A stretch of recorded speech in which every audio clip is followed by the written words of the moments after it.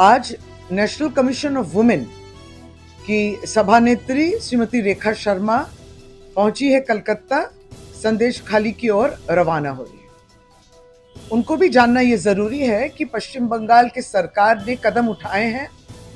तुरंत ही उस दिन लोगों को गिरफ्तार किया गया। साथ ही साथ इसी बीच उत्तम सरदार और शिबू हाजरा, जिनके ऊपर आरोप था, उनको भी गिरफ्तार किया गया है। पुलिस की लेडीज की वाहिनी और एक टीम तैयार की गई है जो घर घर पहुंच के महिलाओं से बात कर रही है। इस राज्य के वुमेन्स कमीशन तुरंत ही जिस दिन से घटना सामने आई उस दिन ही पहुंच गई थी। तो पश्चिम बंगाल सरकार की ओर से भी ये सारे कदम के अलावा भी अब जो है प्रशासन की ओर से जो आरोप हैं उस आरोप पे काम करने के लिए कहीं लैंड ग्रैबिंग वगैरह जो बात आ रही है तो कैंप भी बैठ रहे हैं। बीडीओ भी उस अंचल में घूम रहा है। पुलिस लॉ एंड ऑर्डर पे कड़ी नजर रखी है और जिनको गिरफ्तार किया गया है उन पे जो केस धारा है वो सेक्शन भी लागू हो चुके हैं। ये सब हो चुका है।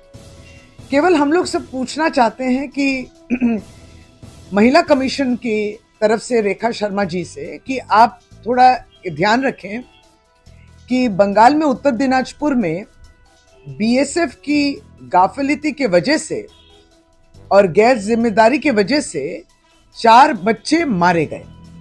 तो उन 4 बच्चे के जो माँ हैं उन माओं को भी याद रखिएगा, उनके आंसू को भी आपको पोंछना है। अर्थात आपको चोपड़ा उत्तर दिनाजपुर जाना चाहिए। ये हमारा भी सुझाव है।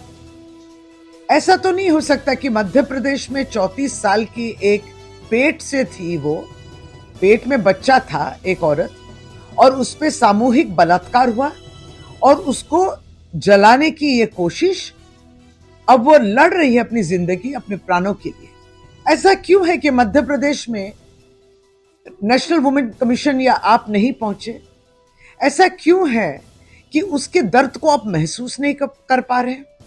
ऐसा क्यों है कि साक्षी मलिक का एफआईआर दर्ज करने के लिए 3 महीने लग गए? यौन अत्याचार उसके ऊपर, ऐसे गंभीर संगीन आरोप बृजभूषण शरण सिंह जो बीजेपी के सांसद है उनके पे है।